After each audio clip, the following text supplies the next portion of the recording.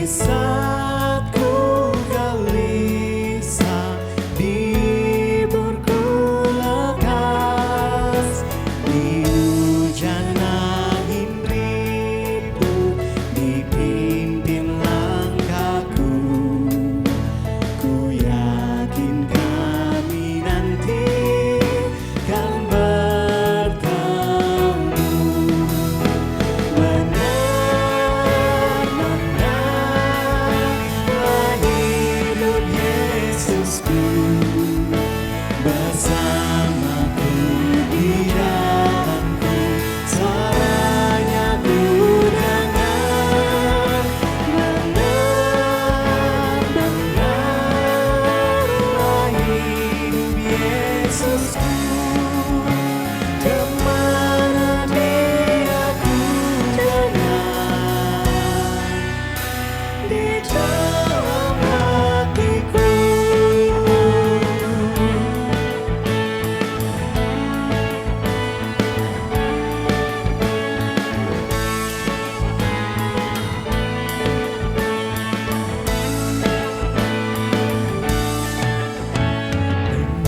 Menyanyilah umatnya, memuji Tuhanmu. Nyanyikanlah haleluya, agungkan Rajamu. Harapan bagi orang yang mau mencarinya, sebab Yesusmu hidup selamanya.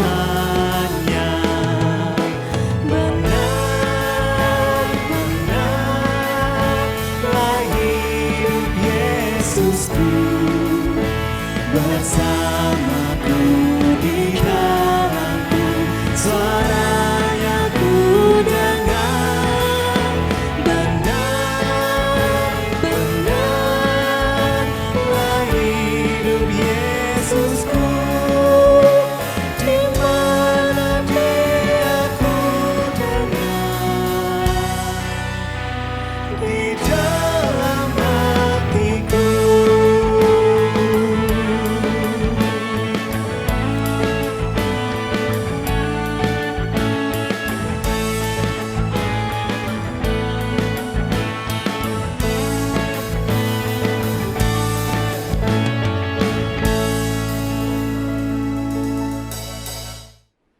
Halo, shalom, selamat pagi dan salam sejahtera bagi kita semua. Pagi ini 11 Juni tahun 2022 kita bertemu kembali di secangkir kopi pagi. Dan hari ini kita akan berbicara mengenai memahami gereja sebagai eklesia adalah buah karya Roh Kudus. Tentu saya pagi ini tidak sendiri, saya ditemani sama narasumber kita, yaitu Bapak Pendeta Dr. Kloso S. Ugak. Selamat pagi Pak, Selamat pagi, apa kabar hari ini Pak? baik-baik saja. Puji Tuhan, Ya. Sudah ngopi Pak? Sudah betul. Oh mantap. Ya. Baik Pak, ini episode pagi ini sambungan rangkaian dari yang minggu kemarin Pak ya? Ya, betul. Ya, kita berbicara masalah Pentakosta Pak ya. Ya, Jadi sekarang ini kita arahnya ke gereja Pak ya. Jadi Benar, ya. arah suatu persekutuan yang mana Roh Kudus bekerja di dalamnya gitu Pak ya. Betul, betul, Oke, ya. terima kasih. Oke, saudara terkasih yang dalam Tuhan Yesus Kristus, kita akan bersama-sama mendengarkan pemaparan yang akan disampaikan oleh Bapak Pendeta Dr. Kloso S. Ugak.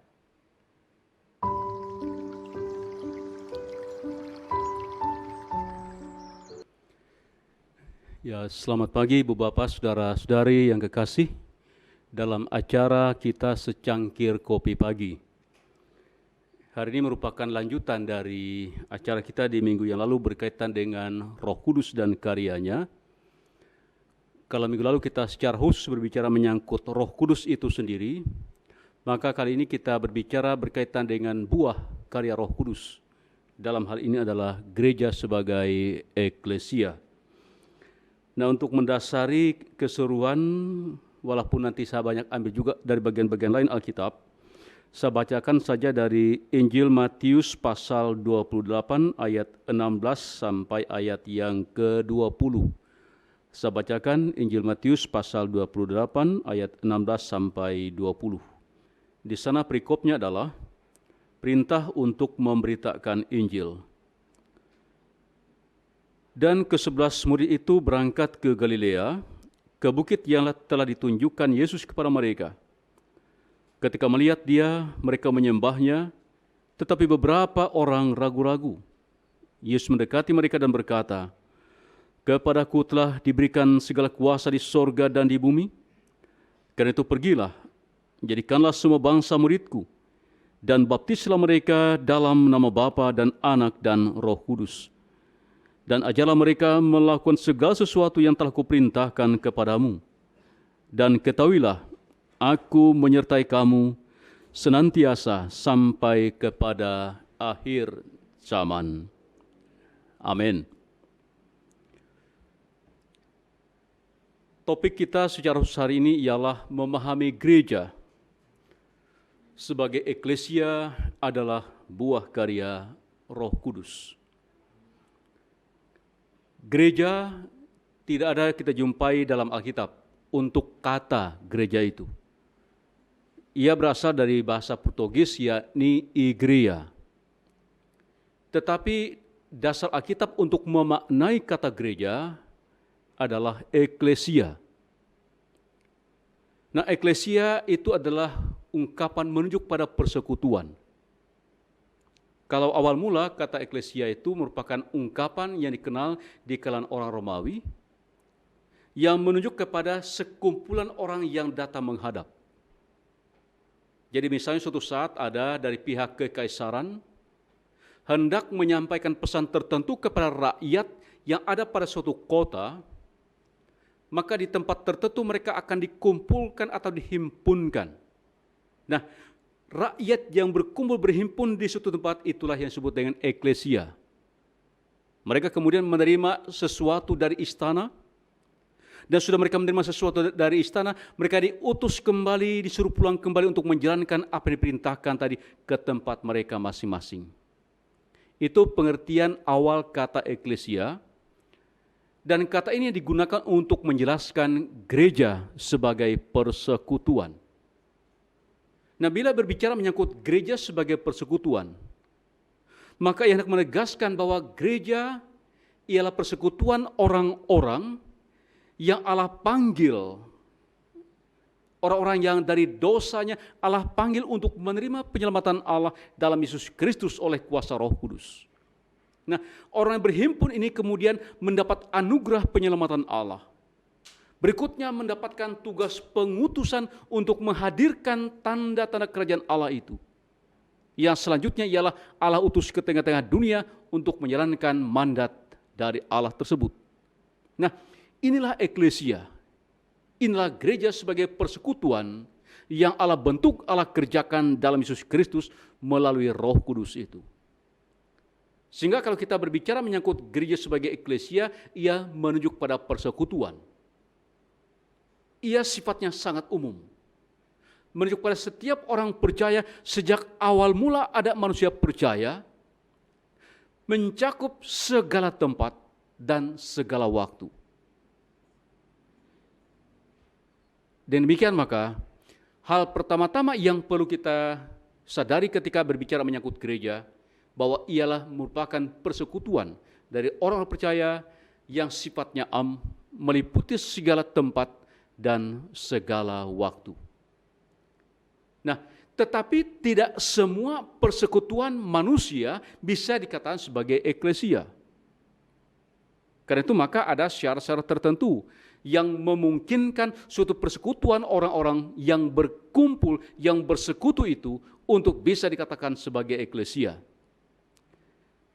Dasar yang pertama-tama dan yang mutlak ada ialah bahwa persekutuan itu merupakan persekutuan yang dibentuk oleh Allah Bapa dalam Yesus Kristus oleh kuasa Roh Kudus. Dan bahwa persekutuan itu mengakui yang membentuknya adalah Allah Tritunggal itu, Allah Bapa, Anak, dan Roh Kudus. Karena itu tidak semua persekutuan, bahkan kalaupun menggunakan embel-embel gereja, bisa dikatakan sebagai eklesia yang alkitabiah. Karena dasar yang paling utama ialah pada pengakuan bahwa ia dibentuk oleh Allah Tritunggal. Dan ia mengakui Allah yang ia sembah ialah Allah Tritunggal, Allah Bapa, Anak, dan Roh Kudus. Itu syarat yang paling dasar, syarat pertama-tama untuk mengatakan eklesia. Nah, belum cukup hanya itu.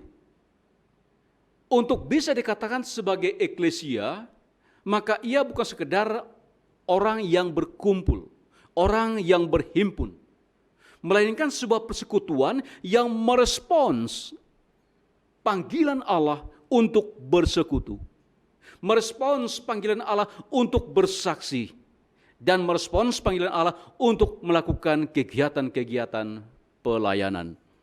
Jadi ia bukanlah sebuah persekutuan yang diam, tapi sebuah persekutuan yang dinamis pada dirinya dan juga dalam kaitan dirinya dengan dunia ini. Itu sebabnya maka secara umum kita ada mengenal untuk menggambarkan gereja itu dengan 3 tugas panggilan gereja. Jadi ada unsur bersekutu, ada unsur bersaksi, dan ada unsur melayani. Pentakosta yang baru kita rayakan bersama digambarkan sebagai peristiwa yang kemudian melahirkan gereja. Nah, mengapa Pentakosta sering dipahami sebagai dasar untuk lahirnya gereja? Ya, karena di sanalah tampak unsur-unsur dasar tadi itu. Adanya para murid berhimpun di kala Pentakosta ialah pekerjaan Allah dalam Yesus Kristus dan Roh Kudus.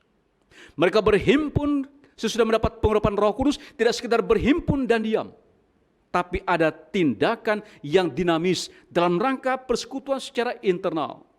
Dan kemudian dalam macam-macam bentuk kesaksian yang dilakukan oleh para murid yang berhimpun itu. Dan selanjutnya ada karya pelayanan yang mereka lakukan kepada orang-orang di mana mereka ada kala itu. Sehingga gereja sebagai eklesia, gereja sebagai persekutuan orang percaya kala itu benar-benar hadir nyata, dirasakan dan dialami oleh dunia di mana mereka ada. Nah, Ibu Bapak Saudara-saudara yang kekasih dalam Tuhan. Jadi kalau kita melihat pada peristiwa Pentakosta tadi, jelas Roh Kuduslah yang menghimpunkan, yang mengumpulkan para murid. Roh Kuduslah yang menghimpunkan, yang mengumpulkan orang banyak. Dan karena Roh Kuduslah juga yang memungkinkan para murid ambil bagian dalam karya yang ditujukan kepada orang banyak itu. Dan kemudian orang banyak merasakan telayani dan kemudian bersama-sama memuji dan memuliakan Allah. Nah, Roh Kudus yang sama, yang kemudian melengkapi gerejanya dan bekerja di dalam gerejanya di kemudian hari sesudah peristiwa Pentakosta, sesudah era para murid itu. Kisah Rasul memberikan sejumlah catatan tentang bagaimana Roh Kudus itu bekerja berkarya. Misalnya pertama-tama dalam rangka melengkapi para murid yang tadinya hanya bersisa 11 orang menjadi 12 orang. Melengkapi para murid untuk tugas-tugas pengutusan. Roh yang sama juga yang kemudian diantaranya memanggil seorang Saulus menjadi seorang Paulus, seorang musuh Kristus, musuh gereja menjadi hamba Kristus dan menjadi pelayan gereja yang setia. Roh yang sama juga kemudian memanggil orang yang belum percaya untuk menjadi percaya. Dan Roh Kudus yang sama juga kemudian memanggil banyak orang untuk ambil bagian dalam macam-macam bentuk karya pelayanan di tengah-tengah gereja, di tengah-tengah jemaat, di mana terbentuk persekutuan orang-orang percaya.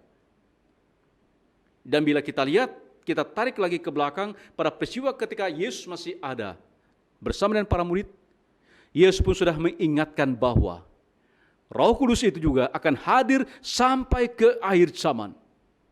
Ia akan hadir sebagai penghibur yang memberikan penghiburan, penguatan, dan kebenaran.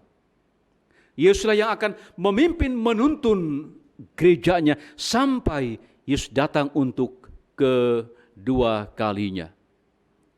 Karena itu maka adanya persekutuan orang percaya sejak awal mula hingga hari ini merupakan bagian dari pekerjaan Roh Kudus yang satu, Roh Kudus yang sama, Roh Kudus yang telah hadir pada saat Pentakosta, atau kita tarik kembali jauh ke belakang, yang hadir sejak awal mula sebagai Roh Allah itu. Nah, Ibu Bapak, Saudara-saudari yang kekasih dalam Tuhan, tadi kita berbicara menyangkut gereja sebagai eklesia yang Allah bentuk melalui Roh Kudus itu. Kita perlu juga berbicara lebih konkret lagi tentang gereja itu. Karena ternyata gereja itu tidak hanya sekedar menggambarkan persekutuan yang sifatnya yang merupakan persekutuan lintas batas, baik tempat maupun waktu, tapi juga yang ada pada tempat-tempat tertentu dan waktu-waktu tertentu. Dalam kaitan ini kita berbicara menyangkut denominasi, dan juga di dalamnya kita berbicara menyangkut persekutuan yang perlu mendapat penataan menurut aturan-aturan tertentu. Dalam hal ini misalnya kita berbicara menyangkut gereja sebagai eklesia dalam kaitan dengan hukum gereja. Karena persekutuan orang percaya tadi itu, mereka berhimpun, mereka bersekutu dalam kepelbagaian, dalam keanekaragaman, supaya persekutuannya berjalan baik, supaya kesaksiannya berjalan baik, dan supaya pelayanannya juga berjalan baik, perlu ditata, diatur. Nah, disinilah kita berbicara menyangkut hukum gereja. Hal itu sebagai pertama-tama kita jadikan acuan misalnya penegasan Paulus dalam 1 Korintus 14 ayat 40, di mana di sana diungkapkan tentang penegasan dari Paulus bahwa segala sesuatu hendaknya berlangsung dengan sopan dan teratur. Ini nasihat Paulus kepada jemaat di Korintus yang ada kecenderungan membangun persekutuan yang kacau oleh berbagai macam karunia yang berbeda-beda itu. Ini sekaligus juga menjadi dasar bahwa gereja itu perlu ditata, perlu diatur. Walaupun memang alat penataan, alat pengaturan itu dia hanya sekedarlah alat. Alat agar semuanya bisa berlangsung dengan sopan dan teratur. Nah, dalam kaitan ini juga kita sekaligus berbicara menyangkut gereja sebagai sebuah lembaga. Dan bila menyangkut gereja sebagai sebuah lembaga, maka dia akan bicara menyangkut banyak bentuk kemungkinan lembaga gerejawi yang ada di tengah-tengah dunia ini. Di dalamnya, ketika berbicara menyangkut gereja sebagai lembaga, kita berbicara menyangkut pejabat gereja yang diteguhkan, menyangkut peraturan-peraturan gereja, menyangkut rumusan pengakuan iman, menyangkut penetapan para pelayan gereja, dan macam-macam hal lainnya yang bersifat formal. Nah, perlunya gereja ditata, diatur dengan aturan-aturan tertentu, dasarnya ada dalam Alkitab. Misalnya, kita mengacu kepada contoh pengalaman Yesus dan para muridnya. Yesus dalam rangka pelayanannya, misalnya ia memilih sejumlah murid. Dan dari sejumlah murid itu ada semacam pengelompokan. Ada kelompok paling kecil ialah 3 orang. Ada kelompok lebih besar adalah 12 orang. Ada kelompok yang lebih luas lagi ada 70 orang.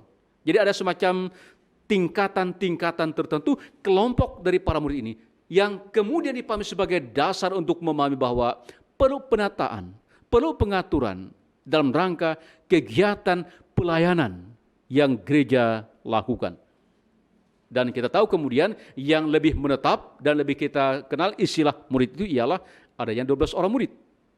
Nah, mereka inilah yang kemudian mendapat pengutusan dari Tuhan Yesus untuk melanjutkan karya pelayanannya pada masa itu, yang kemudian karya pelayanan itu dilanjutkan di kemudian hari. Termasuk dalam kaitan dengan penataan ini, Alkitab mencatat misalnya dalam 1 Korintus pasal 14 ayat 40 tadi, perlunya keteraturan, ketertiban, suasana yang sopan dalam hidup bergereja. Dalam Efesus ditegaskan bahwa Allah lah yang memanggil sejumlah pelayan di dalam gereja. Dan juga dalam surat Paulus kepada Timotius misalnya, perlu penataan pengaturan dengan mengangkat para penatua, para diaken, syamas, agar kegiatan jemaat berlangsung dengan tertib, sopan, dan teratur. Itu dalam kaitan kita memahami gereja sebagai lembaga secara umum, bahwa gereja sebagai lembaga itu perlu ditata, perlu diatur sedemikian rupa sebagai gambaran roh Allah yang bekerja, yang adalah roh ketertiban dan keteraturan itu. Nah, tadi juga ada ditegaskan bahwa gereja sebagai lembaga itu beraneka ragam. Dalam ini kita bisa juga kaitkan dengan adanya denominasi. Sekarang ada banyak denominasi gereja. Nah, apa yang mendasari sehingga ada banyak denominasi gereja itu? Sebenarnya bisa kita lihat dasarnya malah dari dalam Alkitab. Karena ternyata dalam Alkitab sendiri menyediakan kepelbagaian kemungkinan cara menggambarkan gereja. Pada masa Yesus sendiri sudah tampak persekutuan yang berbeda cara merespons apa yang Yesus sampaikan, yang Yesus ajarkan. Atau di dalam Alkitab perjanjian baru kita, paling tidak ada 3 kelompok jemaat kala itu. Ada jemaat atau orang percaya pada Yesus itu yang murni masih orang Yahudi Palestina. Ada jemaat yang sudah campuran. Mereka adalah orang Yahudi yang merantau atau Yahudi Helenis. Ada kemudian yang sudah murni bukan orang Yahudi tapi murni orang Yunani. Nah, 3 kelompok ini berbeda-beda cara penghayatan mereka tentang tokoh Yesus, cara mereka mengungkapkan seperti apa tokoh Yesus itu, dan juga dalam rangka penghayatan berbagai kegiatan persekutuan, kegiatan bersama. Sehingga kalau misalnya kita hendak memahami mengapa ada banyak lembaga, mengapa ada banyak denominasi, ya sudah ada dasarnya sejak di dalam Alkitab itu sendiri. Kemudian kita tahu bahwa dalam sejarah gereja ada peristiwa reformasi. Di dalam gereja juga kemudian didirikan sejumlah lembaga pekabaran Injil. Dan lembaga pekabaran Injil ini berbeda-beda. Berbeda-beda cara paham mereka, berbeda-beda denominasi mereka, sehingga ketika mereka datang ke suatu tempat, datang ke Indonesia misalnya, tentu karena dari sananya sudah berbeda, maka gereja mereka hasilkan pun juga menjadi berbeda. Nah, termasuk contoh misalnya seperti GKI.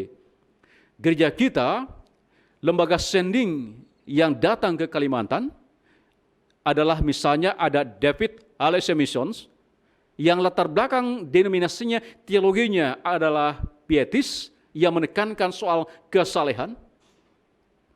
Ada RMG, Renaissance Missions Gesellschaft, yang latar belakang teologinya adalah Lutheran. Dan berikutnya terakhir ialah Bahasa Mission yang latar belakang teologinya adalah Calvinis. Nah, jadi dari sono sudah berbeda sehingga wajar bila kemudian di tempat di mana kita ada beraneka ragam.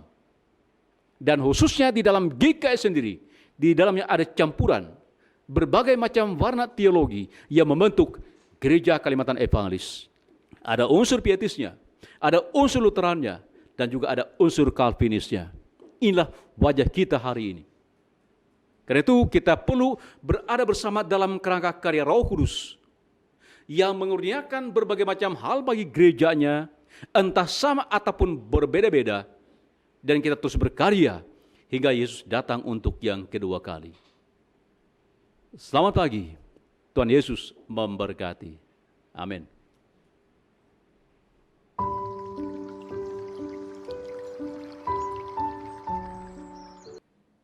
Baik, pemirsa secangkir kopi pagi, demikian tadi pemaparan yang telah disampaikan oleh Bapak Pendeta Dr. Kloso S. Ugak mengenai memahami gereja sebagai eklesia adalah buah karya Roh Kudus. Terima kasih Pak Pendeta atas pemaparannya, luar biasa. Jadi kita bisa lebih memahami lagi arti yang sebenarnya di dalam kehidupan kita sebagai orang Kristen dalam persekutuan, Pak ya.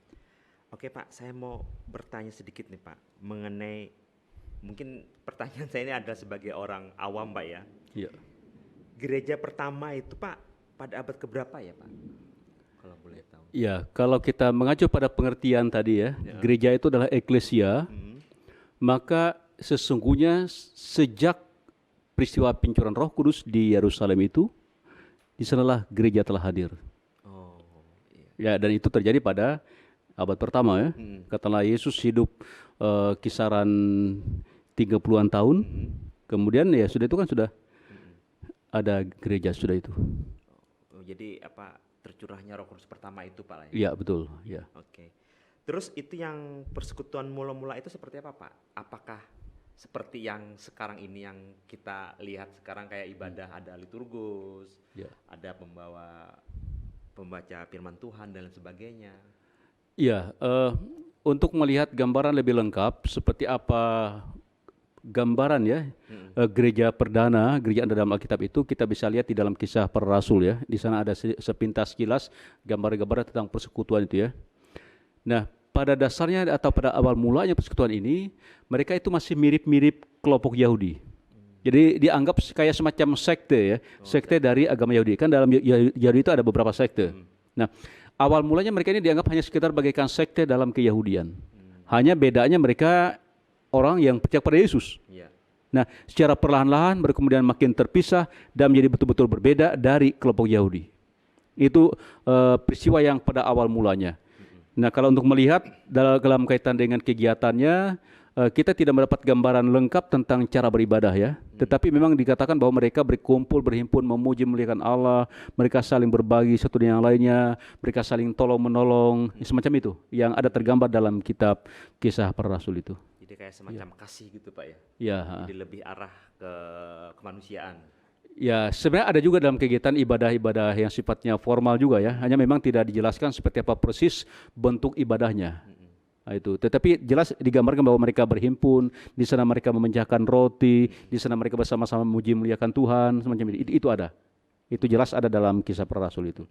Ya. Jadi kalau bentuk ibadah kita sekarang ini Pak itu dari apa yang tadi Pak Pendeta bilang tuh ada Lutheran, Calvinis itu Pak ya? Ya, memang ini sejarah yang panjang ya. Jadi di dalam Jumat Perdana itu pun sudah terjadi perkembangan ya. Tadi mereka masih mirip sekali dengan Yahudi. Mereka berhimpun pun juga di sinagoge-sinagoge. Nah, sinagoge ini pun adalah tempat ibadahnya orang Yahudi. Pelan-pelan mereka baru membentuk persekutuan sendiri, termasuk di rumah-rumah. Nah, itu. Jadi ini sejarah yang panjang. Seiring masuknya juga budaya lain ya. Sudah mereka ini awalnya murni Yahudi, kemudian Yahudi yang berbudaya Yunani, berikutnya sudah murni orang Yunani. Nah, ini terjadi adopsi dari budaya setempat, mereka kembangkan lagi dan terus mereka kembangkan dalam sejarah gereja. Kemudian terjadilah upaya untuk makin menata seperti apa gereja itu, termasuk bagaimana beribadahnya.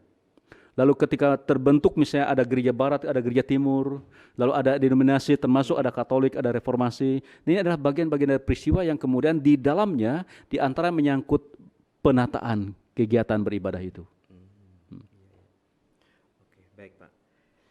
Kalau itu kan ditegaskan bahwa dasar gereja itu adalah pengakuan terhadap Allah Tritunggal Pak ya? Iya, betul. Kalau demikian, apa memang ada gereja yang tidak mengakui Tritunggal? Lalu bagaimana kita mesti menyikapinya Pak? Ya benar, memang kita mengenal ada juga kelompok yang mengatakan sebagai Kristen. Tetapi tidak mengakui Allah Tritunggal, itu ada. Itu misalnya sebagai contoh seperti Saksi Yehova, itu jelas menolak ajaran Allah Tritunggal. Atau ada juga memang namanya gereja. Namanya gereja itu ada contoh misalnya Satanic Church. Nah, kalau misalnya kita lihat di internet ya, kita coba buka misalnya gereja setan atau Satanic Church itu ya misalnya. Di Amerika itu terbuka dengan leluasa. Ada gerejanya, ada gedung gerejanya, lalu di bagian depannya itu dengan warna merah ya, cirinya warna merah itu, lalu ada salib dibuat terbalik, kakinya lebih panjang, yang ke atas lebih panjang, yang ke bawah lebih pendek. Kemudian ada seseorang yang memang pakai tanduk jadi sebagai penampakan dari Lucifer. Nah, ini juga mengungkapkan sebagai gereja. Dan di Indonesia pun juga sempat muncul atau hadir, dan mungkin sampai ini juga masih ada yang masuk ke kelompok Satanic Church itu. Jadi dia menggunakan istilah church, gereja.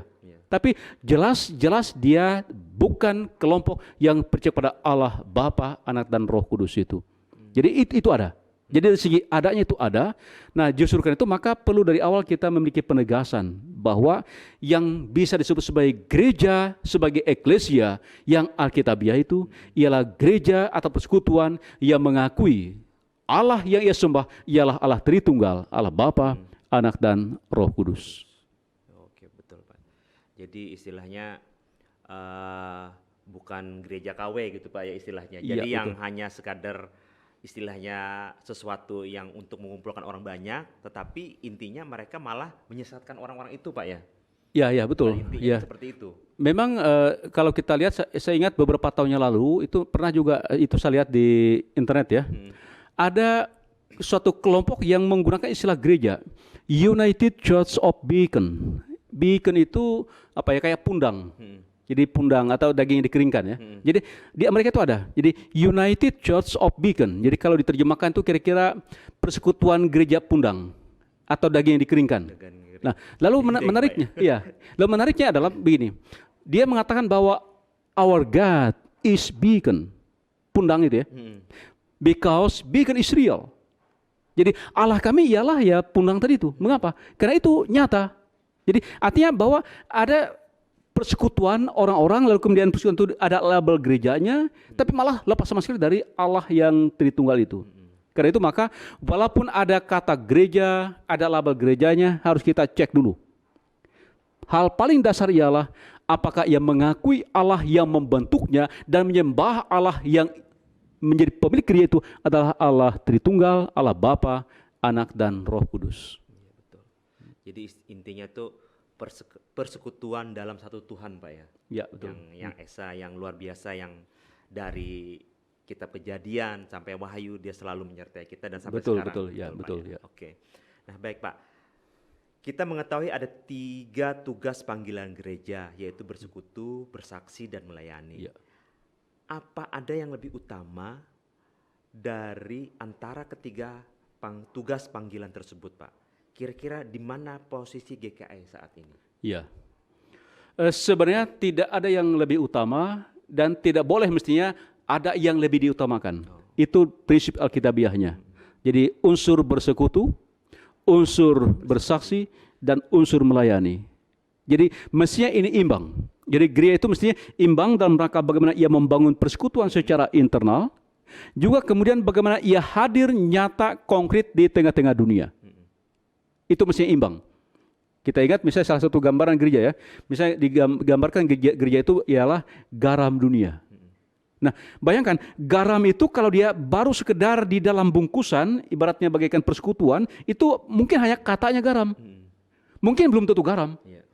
Mungkin hanya kelihatannya garam, tapi bukan garam. Nah, dia baru betul-betul teruji garam ketika ia melarutkan diri tengah-tengah dunia dan dirasakan dampaknya bagi dunia. Baru betul-betul teruji benar tadi itu ialah garam. Nah, itu menggambarkan juga gereja. Jadi gereja ini sebenarnya kalau hanya baru sibuk urusan internal, penataan yang sifatnya internal, secara alkitabiah masih belum benar-benar menjadi gereja. Dia baru benar-benar menjadi gereja ketika ia berdampak pada dunia yang tampak dalam kesaksian dan diakonia yang dialami oleh dunia. Itu yang seharusnya, itu yang semestinya. Nah, hanya memang harus kita akui, kita sadari dalam kenyataannya dalam banyak hal. Dan saya pikir bagus juga menjadi otokritik bagi kita GKI misalnya, mungkin kita masih terlalu sibuk untuk urusan persekutuan, urusan internal. Nah, ini sebuah tantangan karena gereja kita kalau hanya sibuk mengurus diri sendiri, jangan heran kalau kemudian bagaikan ungkapan tentang garam tadi itu, yang akan dibuang dan bagaikan sampah yang diinjak-injak orang. Jadi jangan heran kemudian kalau gereja itu tidak dihargai bahkan bagaikan sampah oleh dunia. Kalau dia memang tidak berdampak membuat sesuatu yang baik, yang berguna bagi dunia itu. Nah, ini bagus juga saya pikir menjadi alat kritik kita bagi gereja GKI misalnya untuk melihat posisinya di mana. Dan saya pikir adalah tantangan terberat kita saat ini ialah di satu pihak kita memang menguatkan unsur yang sifatnya internal, koinonia, tapi yang lebih penting ialah bagaimana kita berdampak nyata bagi dunia di mana gereja kita ditempatkan. Itu. Betul sekali Pak. Jangan istilahnya hanya kita gereja ini bukan hanya sebagai tempat wadah, tetapi juga gereja ini boleh menjadi saluran berkat. Ya, betul. Bagi jemaat yang di dalamnya Pak ya. Ya, bagi jemaat di dalam itu baru diakonia internal. Ya. Nah, itu. Dia juga harus berdampak ke dunia luar, diakonia eksternalnya dan juga dalam rangka kesaksian ya, dalam rangka kesaksian kepada dunia ini. Itu harus nyata. Iya, betul. Jadi biar semua orang bisa merasakan kehadiran Tuhan itu bukan hanya di satu tempat aja. Ya, betul. Tetapi Ya. ketika dengan bersaksi internal, dengan eksternal, kita melihat bahwa anak-anak Tuhan luar biasa bisa berbagi berkat dengan orang-orang di sekitar. Ya, Gitu, betul, Pak, betul, ya. ya. Oke. Pak, ini salah satu hal penting yang berkaitan dengan gereja adalah hukum gereja yang mengatur penataan gereja. Ya. Bagaimana hubungan antara penataan gereja dengan kebebasan Roh Kudus dalam memimpin gerejanya, Pak? Ya, betul. Jadi tadi memang sudah kita lihat ya bahwa gereja itu perlu ditata. Gereja itu perlu diatur. Nah, hanya memang harus kita ingat bahwa seperti apapun bentuk penataan pengaturan gereja itu, dia harus ditempatkan sekedar sebagai hamba, sebagai alat. Alat dalam rangka supaya pelayanan itu berlangsung dengan sopan dan teratur. Ia harus ditempatkan sebagai alat untuk Roh Kudus bekerja. Jadi tidak boleh membuat aturan yang kemudian malah membuat Allah tidak lagi bebas bekerja. Itu maka ketika kita membuat peraturan, membuat ketentuan-ketentuan, dia harus selalu siap untuk berubah. Ketika situasi memerlukan, ketika Allah hendak bekerja dengan cara sendiri yang bebas itu, maka peraturan apapun dia perlu dalam posisi siap untuk berubah, sehingga Roh Kudus tetap bekerja dengan leluasa dalam rangka membangun gerejanya. Iya, oke, betul, Pak. Oke, Pak, kalau misalnya itu kan gereja yang dalam bentuk strukturalnya. Ya. Nah, kalau misalnya kita gereja yang untuk di dalam diri kita sendiri ini gimana, Pak? Untuk supaya kita bisa lebih mendalami lagi Roh Kudus itu benar-benar bekerja di dalam kita. Kan kadang-kadang Pak ya, kita di dalam contoh saya pribadi, ketika saya bangun pagi, saya kayak modal semacam rutinitas. Saya bangun pagi, saya harus berdoa. Ketika saya mau berangkat kerja atau berangkat sekolah, saya harus berdoa. Ketika mau makan, berdoa. Jadi seakan-akan itu sebuah rutinitas. Apakah itu sudah menjadi bagian kita sebagai orang Kristen yang percaya bahwa kita mengimani bahwa Yesus sebagai juru selamat kita, sehingga kita selalu mengutamakan Yesus dalam hidup kita? Atau itu hanya sebuah rutinitas yang istilahnya ya karena aku Kristen, ya udah aku harus berdoa ketika makan. Jadi ketika hari Minggu aku harus ke gereja. Bagaimana itu, Pak? Ya, sebenarnya tidak semua yang sifatnya rutin itu salah. Bahkan tentu hidup ini pun juga rutin ya. Ya. Ini acara ini nanti siang kita bekerja. Terus berlanjut sore baru selesai kerja misalnya itu. Nanti malam istirahat, tidur. Besok pagi bangun. Terus. Jadi pada saat hidup ini pun juga sebenarnya rutin ya. Itu. Nah, hanya sekarang ialah bagaimana supaya yang kita jalan sebagai yang rutin ini memang kita berikan makna seperti yang Allah kehendaki. Karena itu maka walaupun tampaknya seperti halnya rutin ya, ketika bangun kita berdoa dan seterusnya itu, maka ia perlu kita jadikan sebagai di satu pihak memang adalah hal yang rutin, tapi memang merupakan bagian dari kebutuhan kita sebagai orang percaya. Itu. Jadi memang merupakan kebutuhan. Jadi bukan hanya sekedar, saya ini harus berdoa. Saya ini. Bukan sekedar itu, tapi memang ia berangkat dari sebuah kesadaran ini yang saya perlukan. Sama ibaratnya begini, ibaratnya ibadah kan. Ini kalau saya sedikit menyimpang dari pertanyaan tadi ya, misalnya ibadah ya. Kadang-kadang kan kita mengatakan bahwa ibadah itu rutin dan karena itu cenderung lalu mungkin nggak ada Roh Kudusnya, misalnya itu gitu ya misalnya. Sebenarnya persoalannya bukan pada soal rutinnya, tetapi yang jadi persoalan itu ialah bagaimana kita mengelola yang rutin itu agar ia tetap hidup. Bagaimana kita mengelola yang rutin itu agar ia tidak membosankan. Nah, di sini yang kita perlukan. Kalau sifatnya rutin ya pasti, kayak ibadah pasti sifatnya itu kan ya rutin bahkan juga monoton. Mulai dengan doa atau potong salam. Nanti lanjut apa lagi, bagian akhirnya doa penutup atau berkat. Nah, itu. Nah, ini rutin dan monoton ini. Nah, memang bisa dia menjadi membosankan. Lalu kesannya kayak nggak ada Roh Kudus gitu ya. Itu. Tinggal sekarang tanggung jawab kita ialah bagaimana mengelola yang rutin dan yang monoton ini agar ia tidak membosankan, tapi dari sebuah kesadaran bahwa ini kebutuhan, ini diperlukan, dan di dalamnya Roh Allah berkarya untuk kita. Oke, Jadi kita sebagai anak Tuhan Pak ya, istilahnya jangan itu menganggap sebagai rutinitas, Ya. tapi itu melainkan memang suatu kerinduan kita intinya begitu Pak ya. Ya, Kerinduan betul. kita untuk selalu melakukan, istilahnya kayak kita mencintai pasangan kita. Ya, Kalau betul. kita misalnya jauh, kita ada rasa rindu gitu Pak. Ya, Jadi betul, ya. antara Roh Kudus itu kita bikin seperti itu ya Pak, bagusnya. Iya ya, ya makanya salah satu seperti yang John Calvin katakan bahwa misalnya nafas ya, nafas itu doa itu ialah nafas hidup. Iya. Jadi doa ialah nafas hidup orang percaya ya. Kita bernapas kan, ini kan rutin ya. Iya betul. Rutin ada saatnya mungkin kalau lagi nggak bernapas lelah lagi, ya, berarti stop. lagi lelah mungkin lebih kencang, mungkin lagi santai bisa apa gitu misalnya itu. Tapi yang pasti kita perlu terus bernapas, kita rutin bernapas sehingga kita hidup.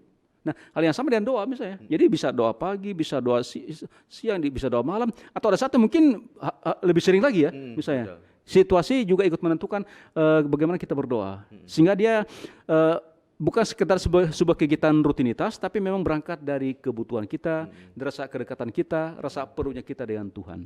Itu.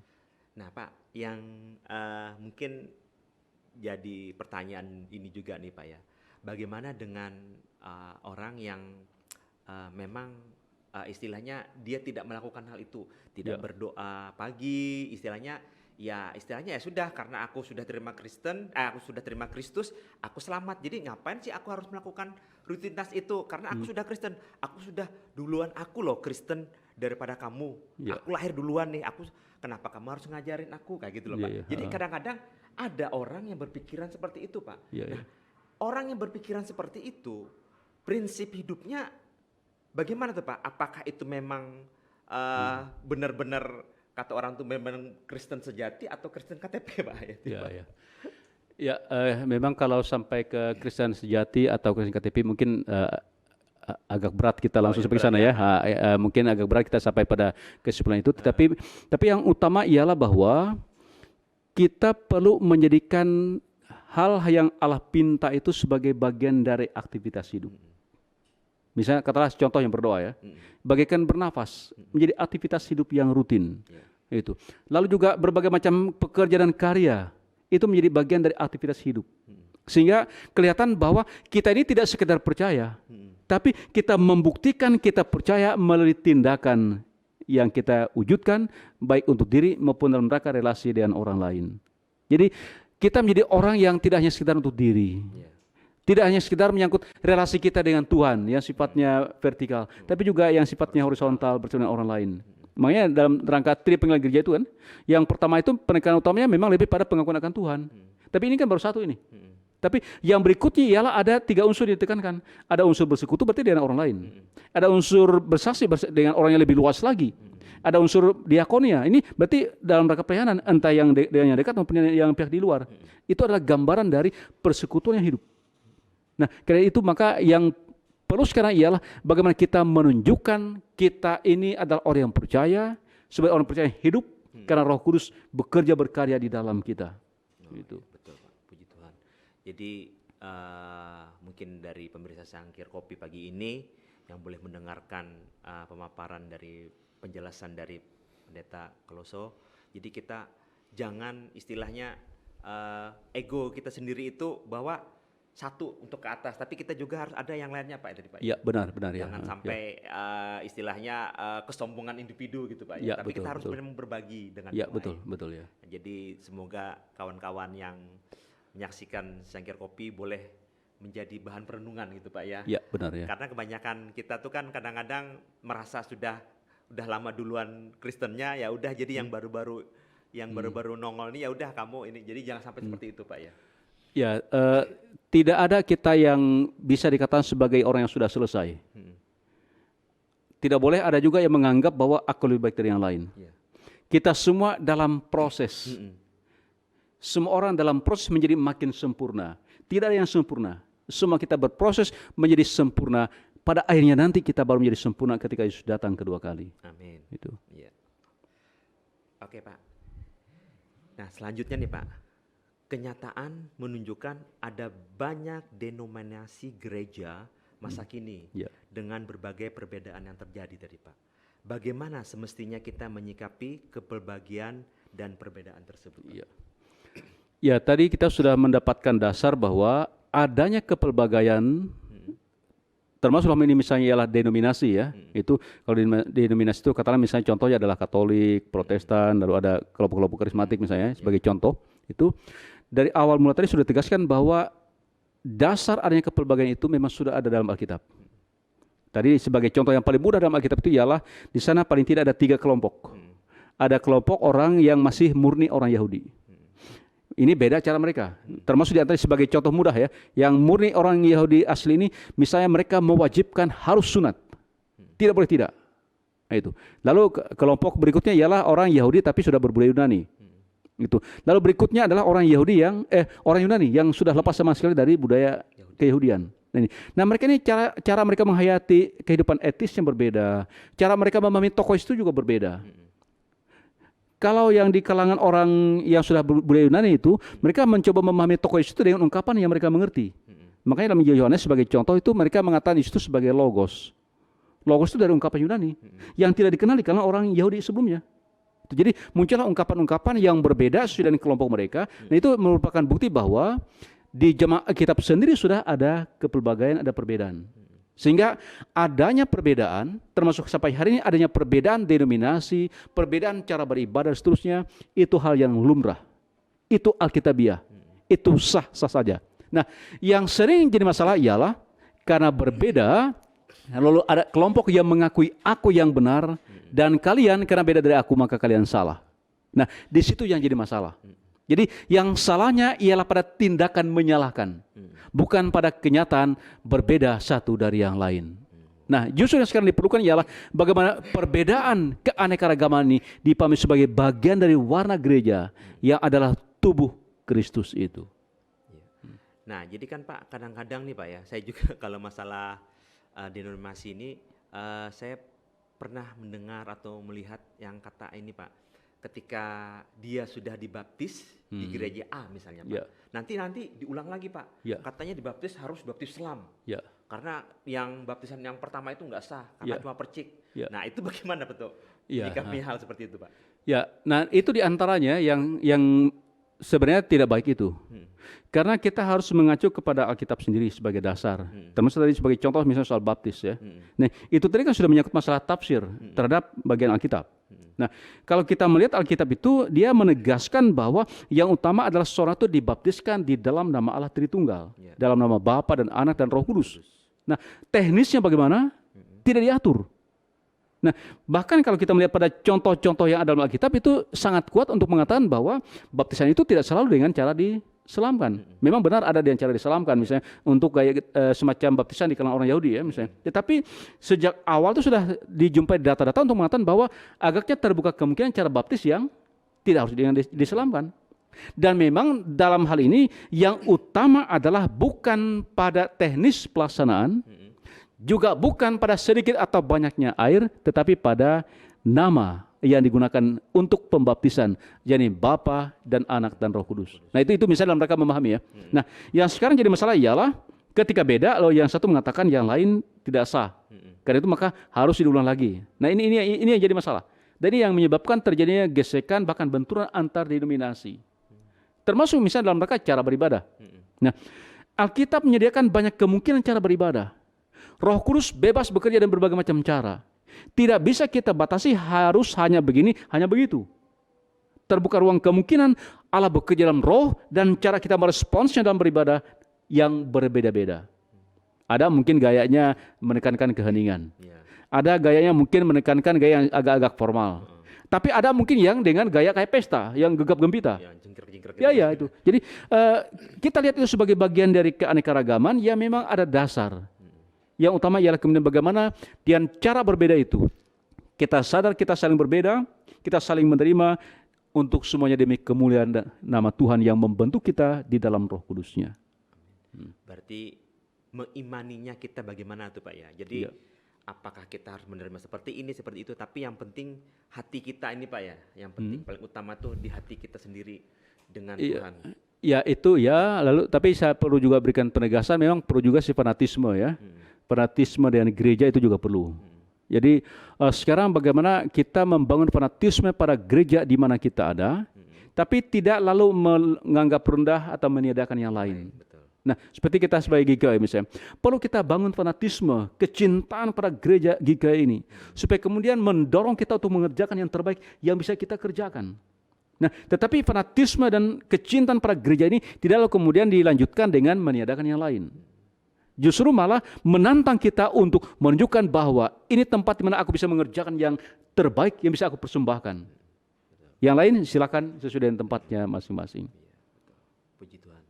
Jadi bagaimana kita selalu berkarya di GKI ini Pak ya, Ya. bisa memberikan yang terbaik buat jemaat yang di dalamnya ataupun yang ada di luarnya Pak ya. Benar, benar. Betul.